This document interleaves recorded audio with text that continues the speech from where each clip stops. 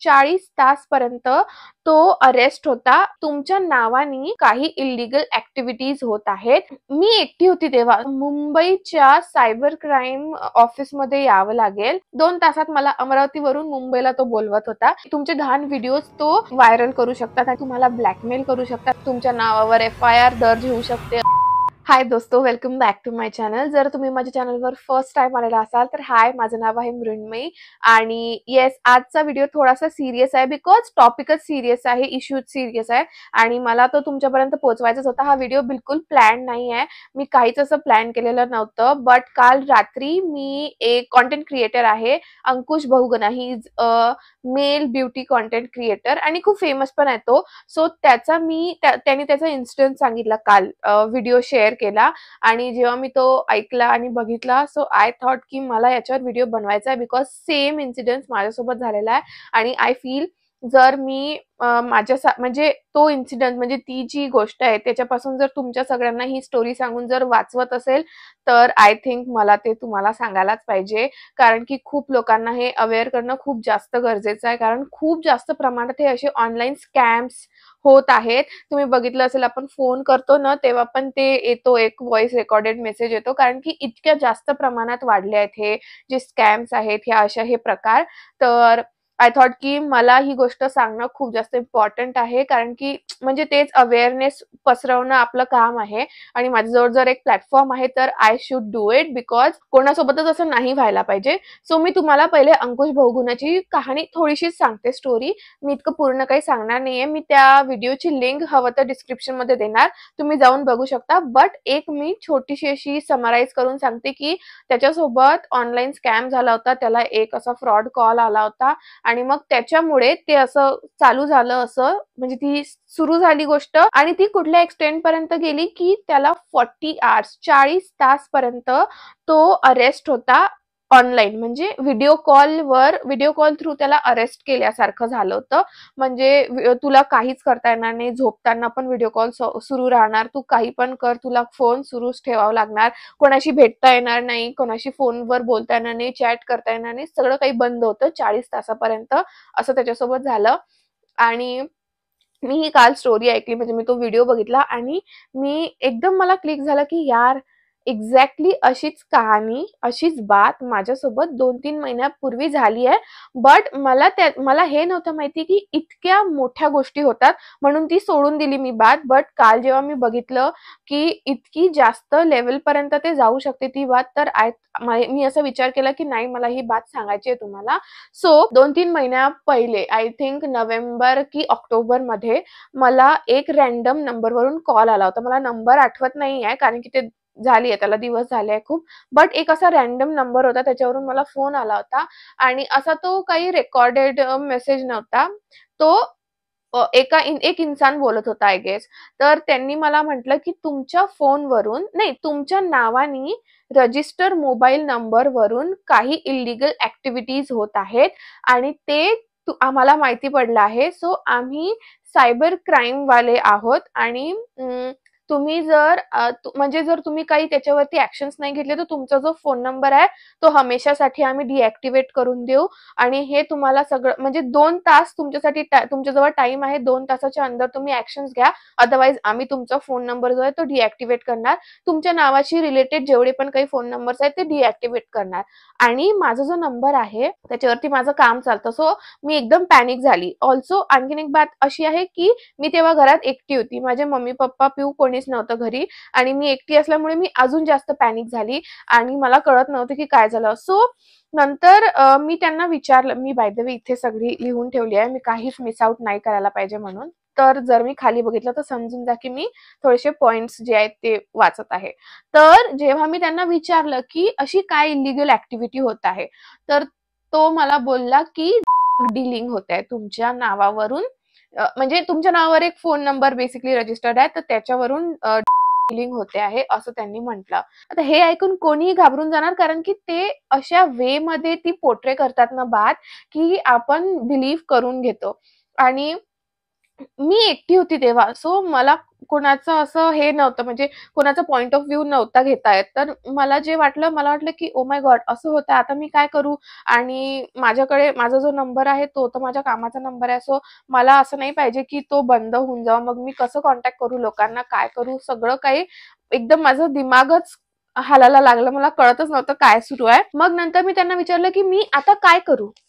Because मला काहीच माहिती नव्हतं काय करणार. सो मला त्यांनी म्हटलं की एकतर तुम्हाला मुंबईच्या सायबर क्राईम ऑफिसमध्ये यावं लागेल आणि तिथे कंप्लेंट द्यावी लागेल आणि हे तुम्हाला करायचंय 2 तासात. 2 तासात मला अमरावतीवरून मुंबईला तो बोलवत होता.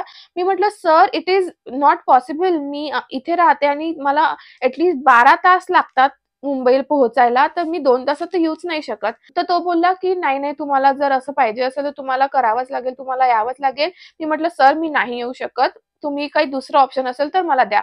देन ही सेड की ठीक आहे, तुम्ही ऑनलाईन कंप्लेंट रजिस्टर करा. आता ऑनलाईन कंप्लेंट कशी, की तुम्हाला व्हिडिओ कॉल वगैरे येणार, मग तुम्ही त्याच्यावरती कंप्लेंट रजिस्टर करा. सो मला मला ती गोष्ट पटली की ठीक आहे, मी ऑनलाईन करणार. बट माझ्या माइंडमध्ये आणखीन एक प्रश्न आला की यार हे सगळं ठीक आहे, बट मी हे एकटी नाही करू शकत. आधी मला माझ्या पप्पांशी बोलावं लागेल. बिकॉज ऑफकोर्स यार, जर मी पोलीस कंप्लेंट करत आहे आणि पोलीस स्टेशनचं असं नाव ऐकल्यावरच आपल्याला, म्हणजे कधी आपण त्याच्याबद्दल असा विचार पण नाही केलाय, आणि एकदम असं अरेस्ट वॉरंट आणि हे ते असं ऐकल्यावरती मला भीती वाटली. तर मग मी विचार केला की मी त्यांना म्हटले की सर हे बघा, मी करते हे सगळं, बट मला ना तुम्ही थोडा टाइम द्या. बिकॉज मला आधी माझ्या घरच्यांच्या सोबत बोलावं लागेल. माझ्या घरातले जे मोठे लोक आहेत त्यांच्याशी मला डिस्कस करावी लागेल ही बात, कारण की काय छोटीशी गोष्ट नाहीये डीलिंग अँड ऑल. तर मग तो काय बोलत होता की नाही नाही, तुम्हाला हे आत्ताच करावं लागेल, कारण 2 तासाचाच टाइम आहे तुझ्याकडे. तुला जर तुझा नंबर वाचवायचा असेल तर तुला हे करावंच लागेल. सो बेसिकली तुम्हाला हे फोन कट नाही करण्यापासून कन्व्हिन्स करत. तो चाहत होता की मी फोन कट नाही करावं आणि मी हे तेव्हाच्या तेव्हा कंप्लेंट रजिस्टर करावं, मी तेव्हाच्या तेव्हा व्हिडिओ कॉल करा. बट मी त्याला म्हणत गेली की नाही सर, मी नाही करू शकत, मला आधी माझ्या घरच्यांशी बोलावंच लागेल, मग मी काही पण करा. सो ऐकतच नव्हता आणि मग तो मला अशी धमकी टाईप द्यायला लागला की तुम्हाला अरेस्ट केल्या जाऊ शकते, तुमचा फोन नंबर बंद होऊ जाऊ शकतो, तुमच्या नावावर FIR दर्ज होऊ शकते, असं काही काही गोष्टी तो मला त्यांनी धमकवल्या. आणि मी आणखीन घाबरली आणि हे त्याच्यावरच उलटं पडलं, कारण की मी आणखी घाबरली आणि मग मला आणखीन वाटायला लागलं की नाही, आता तुम्ही पहिले पप्पांशीच बोलणार. मी म्हटलं, हॅलो सर, हा ऐका ना, ऐका. मी हिंदीत बोलत होती की मराठीमध्ये, आय डोंट नो, बट मी मराठीत सांगते की हॅलो सर, ऐका ऐका, प्लीज मी ना पटकन तुम्हाला 10 मिनिटात कॉल करते, मला बस माझ्या पप्पांशी बोलून घेऊ द्या, कारण की मला हे सगळं सांगणं खूप इम्पॉर्टंट आहे त्यांना. तर तो नाही नाही नाही नाही करत होता, बट मी असं काहीतरी करून कॉल कट केला. आणि कॉल कट केल्यावर मी पप्पांना सांगायच्या आधी आय डोंट नो माझ्या दिमागमध्ये काय आलं, मी माझ्या फ्रेंडला कॉल केला आणि मी सगळी बात सांगितली माझ्या फ्रेंडला. अँड देन ही सेड की एकतर मला पहिलेच त्यांनी म्हटलं की हा स्कॅम कॉल असू शकतो, कारण की असं होऊच नाही शकत. ठीक आहे. दुसरं म्हणजे त्यांनी मला एक अजून ऑप्शन सांगितला की तू एक काम कर, तू ना तुझ्या नावावर तुझ्या आधार कार्डशी लिंक असलेले किंवा तुझ्या नावाशी लिंक असलेले किती नंबर आहेत रजिस्टर्ड हे चेक करू शकते. त्यांनी मला एक वेबसाईटची लिंक सांगितली आणि जी मी स्क्रीनवर देणार ऑर एल्स मी डिस्क्रिप्शन मध्ये पण देणार, सो तुम्ही ते बघू शकता. तर त्याच्यावरती तू बघू शकते की तुझ्या नावावर किती नंबर्स रजिस्टर्ड आहे, आणि जर तुला दिसलं की असं कुठला तरी अजीब नंबर रजिस्टर्ड आहे, that means it is true, आणि जर नाही दिसलं तर हे पक्क स्कॅम आहे. मग मी पटकन ते करायला गेली आणि मी जेव्हा ते बघितलं तेव्हा मला दिसलं की माझ्या नावावरती फक्त 5 नंबर रजिस्टर्ड आहे. ते म्हणजे माझे 2 नंबर, माझ्या पप्पांचा 1 नंबर, मम्मीचा 1 नंबर आणि माझ्या बहिणीचा एक, असे 5 नंबर फक्त रजिस्टर्ड होते. बाकी कुठलाच नंबर रजिस्टर्ड नव्हता. आणि आम्ही कोणीच हे इलिगल काम का करू, आम्ही मिडल क्लास लोक आहे, असं कोणी नाही करत. म्हणजे हे तर मला माहितीच होतं की आम्ही तर नाहीच केलंय. मग माझ्या जीवात जीव आला आणि मग मला जरा बरं वाटलं. मग थोड्या वेळात माझ्या घरचे आले, मग मी पप्पांना सगळी कहाणी सांगितली आणि मग आम्ही चिल झालो. आणि मला अजून एक कन्फर्मेशन मिळालं की 2-3 तास झाले माझा ना नंबर बंद झाला, ना मला त्या फोन नंबरवरून परत एकदा कॉल आला, काहीच नाही झालं. सगळं नॉर्मल झालं आणि मग मी ती बात विसरून गेली. ठीक आहे. म्हणजे मी कालपर्यंत ती बात विसरलेलीच होती. मला इतकं काही असं हेच नव्हतं. बट काल जेव्हा मी त्या अंकुश बहुगुणाची कहाणी ऐकली, तर तेव्हा मला समजलं की यार, जर मी तो व्हिडिओ कॉल केला असता तर किती मोठी बात झाली असती. मला म्हणजे त्याला 40 तास अडकून ठेवलं. त्याला कोणाशी भेटू नाही दिलं, त्याच्या फ्रेंड्सशी नाही भेटू दिलं. तो मुंबईला एकटा राहतो, त्याचे घरचे दुसऱ्या गावाला राहतात. सो त्याला असं सांगितलं की तुझ्या घरच्यांची पण जान खतरेमध्ये आहे, तुझी पण जान खतरेमध्ये आहे. इतकं सगळं झालं आणि मला काल झोपच नाही आली दोस्त त्या गोष्टीमध्ये. ऑल्सो मी तुम्हाला सांगते की आता जर मी तो कॉल, जर मी व्हिडिओ कॉल केला असता म्हणजे, तर काय होऊ शकतं आणि ते का असे करतात हे लोक स्कॅम. एक तर पैशांसाठी करतात ते, तर मुलांना तर डायरेक्ट पैशांचंच म्हणतात ते. जसं त्याला बँकमध्ये जाऊन एका नंबरवरती पैसे ट्रान्सफर करायला लावले आणि मुलींसोबत काय होऊ शकतं व्हिडिओ कॉलवरती, म्हणजे ते असे तुमचे, मी तो वर्ड नाही यूज करू शकत बिकॉज आय थिंक युट्यूबचे गाईडलाईन्स असतील, बट तुम्ही तुमचे घाण व्हिडिओज ते व्हायरल करू शकतात आणि मग तुम्हाला ब्लॅकमेल करू शकतात आणि त्याच्या थ्रू ते पैसे घेऊ शकतात. सो मुलींसोबत तर खूप जास्त वाईट होण्याचे, म्हणजे पैसे तर जातात, इज्जत पण जाते, सगळं काही होते आणि ह्या अशा लेवलपर्यंत हे स्कॅम्स जातात आणि चांगली गोष्ट नाहीये दोस्तो. आणि आपण एकदम असं कॅज्युअल राहणं पण चांगली बात नाहीये. खूप जास्त अवेअर आणि अलर्ट राहावं लागतंय आजकाल, कारण की खूप जास्त प्रमाणात हे स्कॅम्स वाढले आहेत. मी इतके व्हिडिओज बघितले आणि 2-3 वेळा तर माझ्यासोबतच झालाय. आणखीन एक माझ्यासोबत झाला होता. मला एक कॉल आला होता आणि मला ते बोलले होते की आपके पापा ने, सुधाकर ने, माझ्या पप्पांचं नाव सुधाकर आहे, मुझे आपको पैसे भेजने के बोले 20,000 की 10,000, तो मैं आपके नंबर पे भेजता हूँ और आप देखो, असं तसं. मग ते काय करतात की ते आपल्याला फक्त मेसेज पाठवतात, ठीक आहे. पैसे नाही पाठवत, फक्त SMS पाठवतात आणि सपोज त्यांनी 20,000 म्हटलं तर ते 5-10,000 जास्त पाठवतात, म्हणजे जास्त लिहून पाठवतात.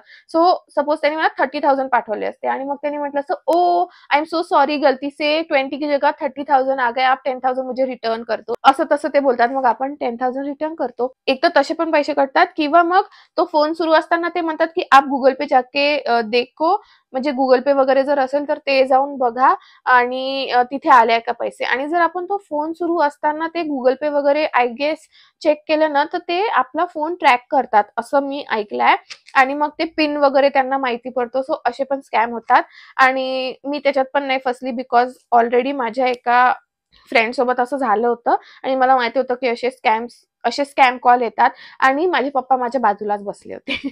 तर माझ्या पप्पांनी तर काही सांगितलं नाही.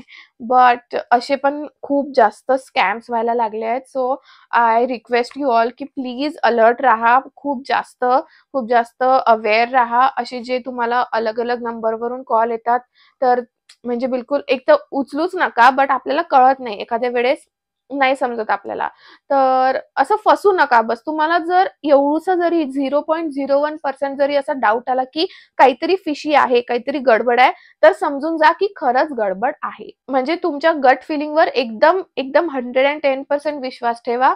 कारण की जर आपल्याला असं वाटलं की काहीतरी गडबड आहे, तर खरोखर गडबड असते. कारण की असे स्कॅमर लोक बसलेले आहेत, ज्यांना फक्त फुकटचा पैसा खायचा आहे आणि ठीक आहे, म्हणजे कायच मिळणार आहे हे करून, बट ठीक आहे, जाऊ द्या. सो हीच मला बात तुम्हाला सांगायची होती. ही होती माझी स्टोरी जी मला तुमच्यापर्यंत पोहोचवायची होती आणि मला तुम्हाला सगळ्यांना अवेअर करायचं होतं, अलर्ट करायचं होतं की सांभाळून राहा, स्टे सेफ आणि अशा कुठल्या भानगडीत पडू नका, कारण की खूप जास्त मोठ्या लेवलपर्यंत पण फ्रॉड होऊ शकतो तुमच्यासोबत. And yes, that's it for today's video. I hope तुम्हाला या व्हिडिओनी थोडीशी हेल्प झाली असेल, तुम्हाला थोडंसं नॉलेज मिळालं असेल आणि म्हणजे मला तर हेच पाहिजे की या व्हिडिओने जरा लोकांपर्यंत अवेअरनेस पोहोचाव. बाकी बस that's it for today's video. आता आपण भेटू माझ्या नेक्स्ट व्हिडिओमध्ये, जो छान इंटरेस्टिंग व्हिडिओ राहणार. टिल देन बाय दोस्तो, स्टे सेफ.